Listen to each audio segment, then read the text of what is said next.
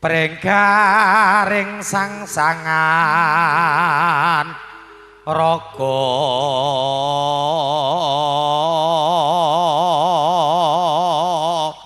Mas Bagong piye dianjing suara kok dianjing diajeng piye dianjing diajeng heeh wonten dawuh suwantenmu Mas piye nduk rungok-rungokke suwe-suwe kok saya nyenengke weh tenane diajeng oh ati klebu ning jero atiku lho Kang Mas dadi atimu ki separo ki suaraku iya Kang Mas ababmu mambu Mas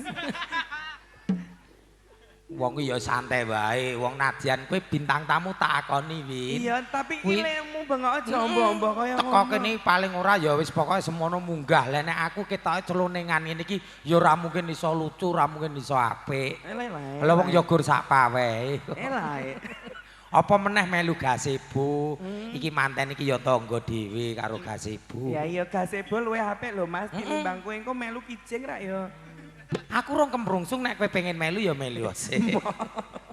Kijing nek ngene iki ukuran pira? Apa nih? Kijing nek kaya kowe ukur pira? M. Dadi lincah wong loro padha nurani.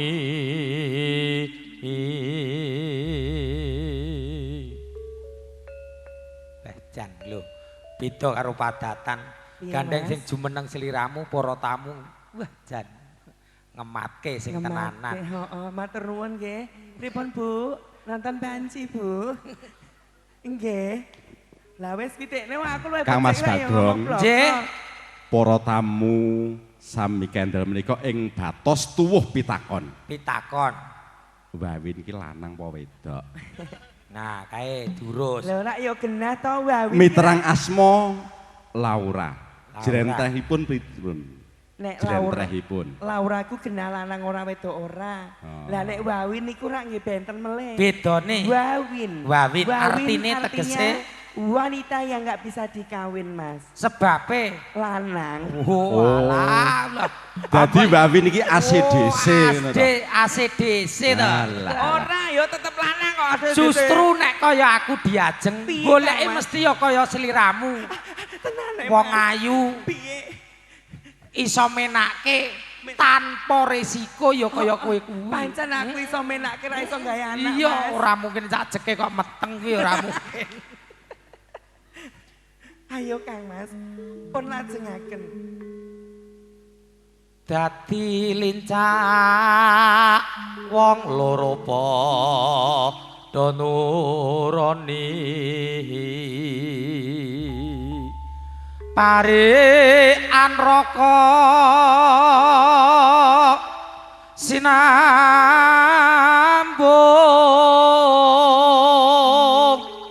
ing lahir kipok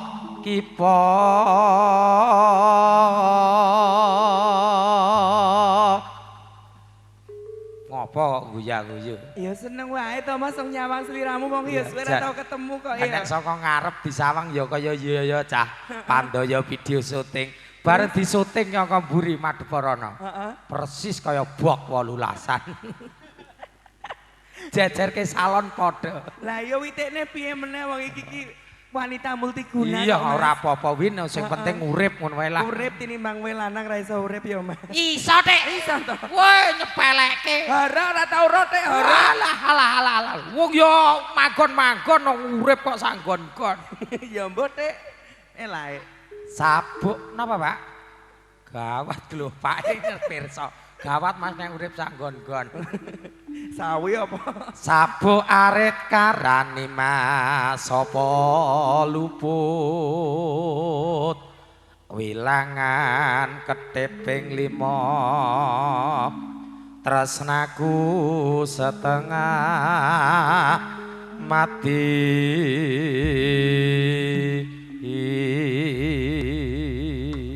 monggo katur pelok 6 setya tuhu saged imbang ana katresnanku saged lewung saged hanelongso saged pokoke pelok 6 lha ki sakmono sing mbok nekke aku ra iso kabeh Mas lah isamu ki apa turu Rene ki kok nyanyi menghibur kok turu. Lah piye ta wong witene mau ning nggon adem kaya ngene iki nyenengke lho. Wong aku suwe ora tau ning Tawangmangu, ning Tawangmangu pisan ki mau ki ketemu sliramu. Heeh, iki mau Rene ya ora bingung. Ora. Pengestune ora teko. Ora. Weh iya. Ngono dipethuk. Oh, alah.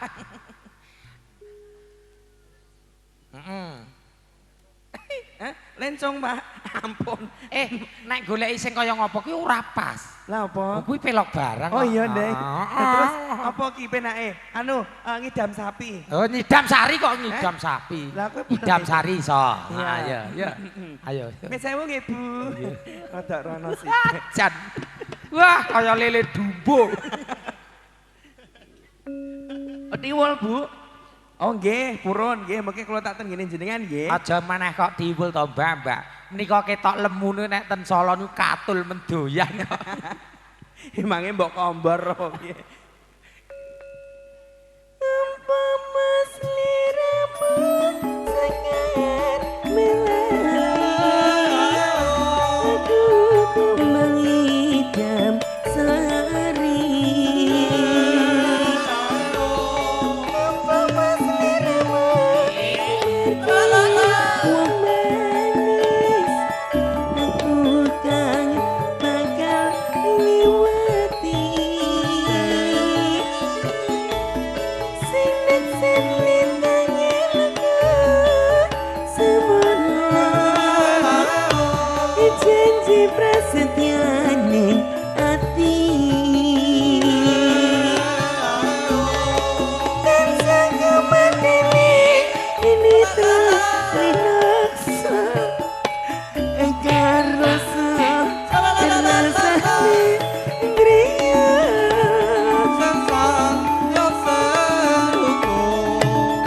Rasa jagat raya akale ngono ukir lan samudra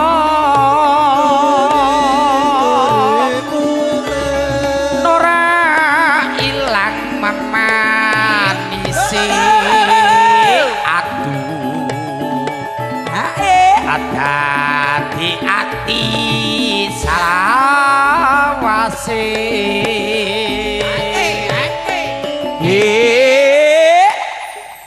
iya opo ya nek penyanyi kok bengokane karo lho lah wis piye wong nyambut gawe ra ya kudune ngono kuwe iya nek kaya alon-alon sing sopan sithik apa piye lho iki lha apa jek kurang sopan tinimbang kowe kuwi sinden kok kaya wong edan ya ngen ta berarti sing edan ya ora aku tok. Oh sinden kok kaya gembel ngono kuwi. Kuwi aku sasakan kleru mesti ku mau kleru glepung gawean. Wong sanggulan kok kaya gedang goreng ora. Wong ya ana rega ki ya ana rupa.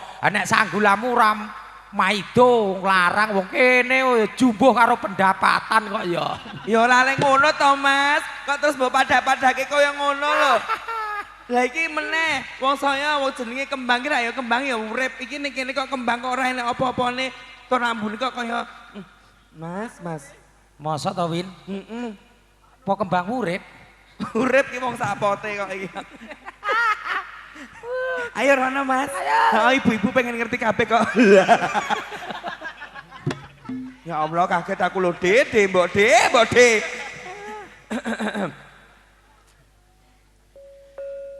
nalikane royo hatiku jemu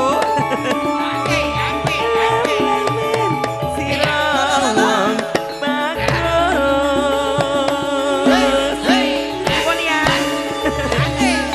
nyente mati ore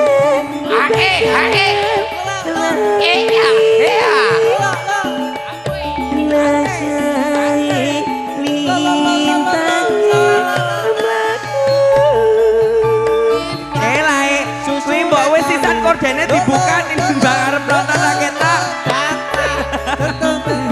Lah nggih. Datar.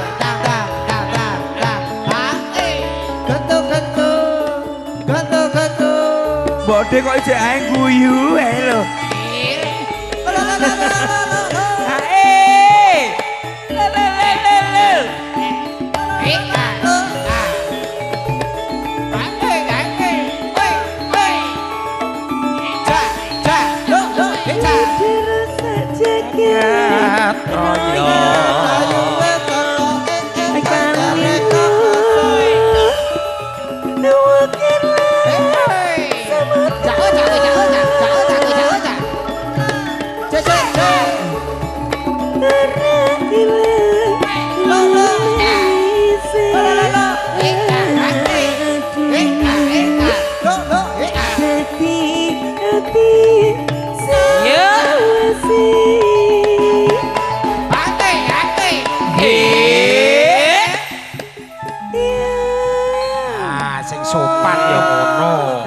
Mas, tur nuwun Bu tisune nggih.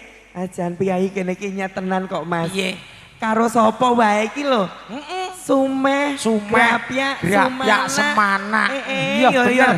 Ya iki mau lomo juga lho Mas. Iya, ngerti nek keringetku gembrobyos langsung diparingi tisu. Lah iya. Nggih, liyane tisu wonten Bu.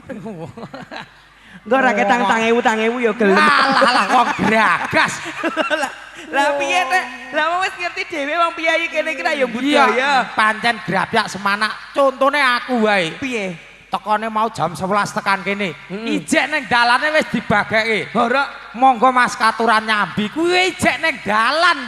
Kok nyambi apa kuwi? Lah ya empuh. Aku ya padha wae iki mau tekan kene. Lagi metu jelek selek langsung cah cilik-cilik padha ngerti aku kabeh. Piye? Mlaku indik-indik tak wedok-wedoke. Wuwu, bancine teko. Banci mbahmu ijo kuwi aku ya ngono to Mas. Iya. Ning ibu-ibu ya padha wae, Piye? Mbak Wawin monggo pinarak monggo diunjuk. Padahal ki urung ana apa-apa iki diunjuk apa. Lah kula ku ya padha karo aku mau kok. Monggo katuran nyambi lagi nih. Jebulane apa? Piye? Kathokku mlotrok. Oh, dikon ngunjukke.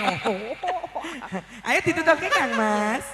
Nalikani rohe dalu atiku lalamun sira wong ayu